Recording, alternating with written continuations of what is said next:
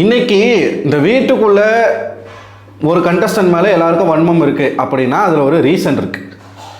ஏன்னா அவங்க அவங்களோட விளையாடிட்டு இருக்காங்க.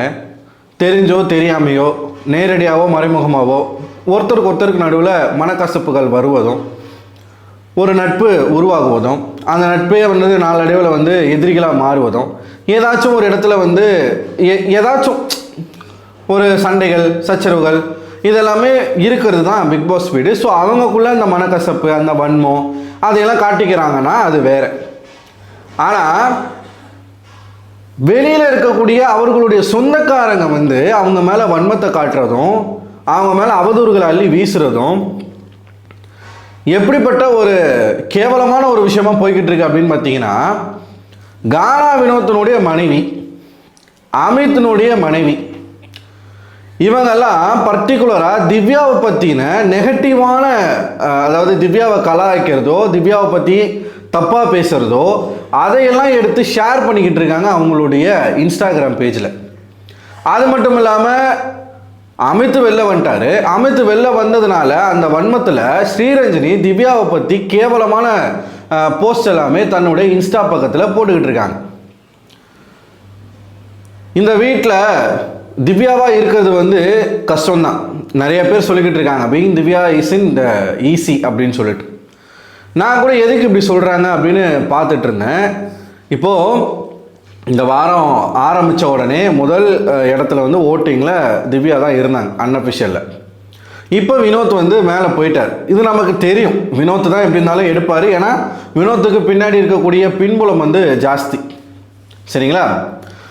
கேட்டால் நாங்கள் பிஆர்லாம் யூஸ் பண்ணலை அப்படின்னு சொல்லுவாங்க. வினோத்துக்கு பிஆர் டீம் கிடையாது. வினோத்துக்கு லிட்ரலாக சப்போர்ட் பண்ணுறதே வேறு மாதிரி ஒரு டீம். அதை நம்ம உடச்சி பேசணும்னு வச்சுக்கோங்களேன், கண்டிப்பாக இவங்க ஏற்றுக்க மாட்டாங்க, ஒத்துக்க மாட்டாங்க. வினோத் ஒரு நல்ல கண்டஸ்டன்ட் தான், நம்ம இல்லைன்னு சொல்ல முடியாது. வினோத் நல்லா டாஸ்க் விளையாடுறாரு, எல்லாமே இருக்குது. ஆனால் வினோத்தை வெளியில் இருக்கக்கூடிய ஆட்கள், வினோத்துக்கு சப்போர்ட் பண்ணக்கூடிய ஆட்கள்லாம் எப்படி ப்ரொஜெக்ட் பண்ணுறாங்க அப்படின்னா, வினோத் என்னமோ ஒரு புனிதமானவர் மாதிரி ப்ரொஜெக்ட் பண்ணுறாங்க. வினோத்துக்கிட்ட ஃப்ளாஸே இல்லை, வினோத்துக்கிட்ட எந்த விதமான குறைகளும் கிடையாது அப்படின்ற மாதிரி ப்ரொஜெக்ட் பண்ணுறாங்க. இந்த வைல்ட் கார்டு கண்டஸ்டன்ஸ்னாலே வெளியில் இருக்கிற ஆட்கள் பல பேருக்கு, அதுவும் குறிப்பாக பெண்கள் அப்படின்னா நிறைய பேருக்கு வன்மங்கள் ஜாஸ்தியாக தான் இருக்குது. அது யாராக இருந்தாலும் சரி. ஈவன் பார்வதியே, இப்போ பார்வதி இத்தனை பேர் வினோத்தை சப்போர்ட் பண்ணக்கூடிய ஆட்கள் எல்லாருமே பார்வதியும் சப்போர்ட் பண்ணுறாங்க. இதே பார்வதி வைல்ட் கார்டில் வந்திருந்தாங்கன்னு வச்சுக்கோங்களேன், பார்வதி நிலைமையே வேறு. இங்கே என்ன ஒரு எண்ணம் பார்க்கப்படுது அப்படின்னு பார்த்தீங்கன்னா, வைல்ட் கார்டில் வந்த கண்டஸ்டன்ஸ் டிசர்விங்கே கிடையாதுப்பா. எதுக்கு?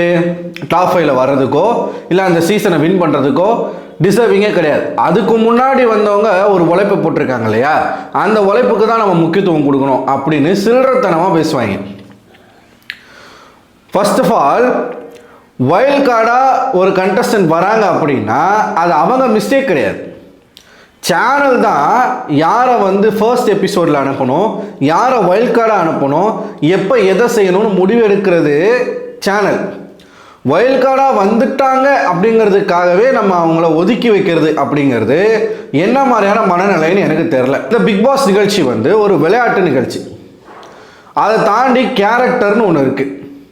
இந்த கேரக்டரில் நம்ம என்ன காட்டுறோம், என்ன ப்ரொஜெக்ட் பண்ணுறோம் அப்படிங்கிறது ஒன்று இருக்குது. இப்போ வினோத் ஒரு 20 வருஷமாக இந்த கானா துறையில் இருந்து பயங்கரமான பாடல்கள்லாம் அவர் பாடியிருக்கார். நானே அவர் பாட்டுக்கெல்லாம் ஃபேன் தான். குறிப்பாக அந்த லைசன்ஸ் இல்லாமல் வண்டியை ஓட்டாத பாட்டெலாம் நான் சின்ன வயசில் நிறைய கேட்டிருக்கேன், நிறையா நாங்களாம் பாடியிருக்கோம். சரிங்களா? அது எல்லாமே இருக்கிறது உண்டு தான். ஆனால் இந்த வீட்டுக்குள்ளே வந்த வினோத் அவர்கள் சக கண்டஸ்டன்ட் கூட ஒரு பிரச்சனை வரும்போது அவங்களை எப்படி ட்ரீட் பண்ணுறாரு. முதல்ல வினோத் எப்படி வளர்ந்தார். வந்த ஒரு 2 வாரங்களில் வினோத் யாருன்னே யாருக்கும் தெரியாது. அந்த டைமில் அவர் நாமினேஷனுக்கு வந்திருந்தா எப்பயோ வெளியில் போயிருப்பார். அவருக்கு நாமினேஷன் ஃப்ரீ பாஸ் கொடுத்து அவரை காப்பாற்றி சூப்பர் டீலக்ஸில் இருந்து அவரை காப்பாற்றி அப்படி தான் அவர் ட்ராவல் ஆகிறார். வினோத் வளர்ந்ததுக்கு முக்கியமான ரீசன் தர்பீஸ். இதை யாராலையும் இல்லைன்னு சொல்லவே முடியாது. சரிங்களா? தர்பீஸ் கூட இருந்து ஒரு காமெடி பண்ணுறன்ற பேரில் தர்பீஸை உருவகேலி பண்ணி தர்பீஸை ஒரு மாதிரி கிண்டல் பண்ணுறது.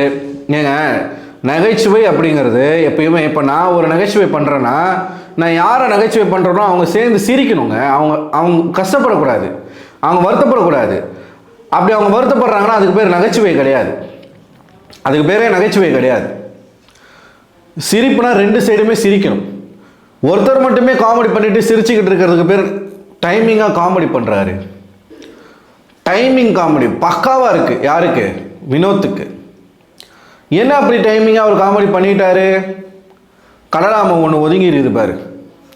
யம தர்மராஜாவை போய் கும்பிட்டு வந்துடுறேன், ஆஞ்சநேயரை போய் கும்பிட்டு வந்துடுறேன், தாரை வந்து வாயில் பூசின மாதிரி இருக்கு. இப்படி நிறைய இடங்களில் கானா வினோத் எல்லையை மீறி தர்பீஸை பேசியிருக்கார். இன்னொன்று, தர்பீஸை வந்து இந்த மாதிரிலாம் பேசவும் தர்பீஸ் விடக்கூடிய வார்த்தைகள். தர்பீஸ் வந்து ஒரு கேஸ்டிஸ்ட், ஒரு சாதி வெறி பிடித்த ஒரு நபர். ஸோ முழுக்க முழுக்க கானா வினோத் வளர்ந்ததுக்கு ஒரே ரீசன் தர்பீஸ் தான். ஒன்று, தர்பீஸை கிண்டல் பண்ணி வளர்ந்தாப்புல, ஆஹா பயங்கரமாக காமெடி பண்ணுறாருப்பா, ஆஹா பயங்கரமாக வந்து அவர்கிட்ட பயங்கர ஹியூமர் சென்ஸ் இருக்குப்பா, டைமிங்காக அடிக்கிறாருப்பா காமெடியில். இப்படி ஒரு வளர்ச்சி.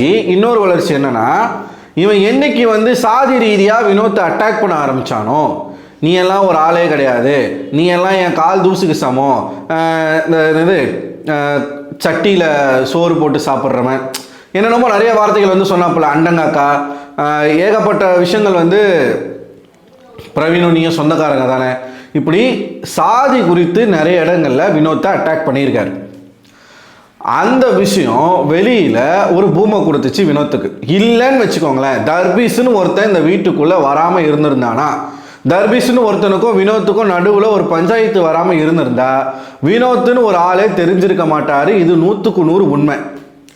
இதை யாராலையும் மறுக்க முடியாது. இப்போது ஒருத்தர் வந்து ஓட்டு வாங்குறாரு, ஒருத்தர் வந்து நல்லா ஃபேமாக இருக்காரு, அவர் வந்து இந்த ஷோவில் வின் பண்ண போகிறாரு, டைட்டில் வின் பண்ண போகிறாரு அப்படின்னா அதை நீங்கள் பாராட்டுறதுல தப்பு கிடையாதுங்க.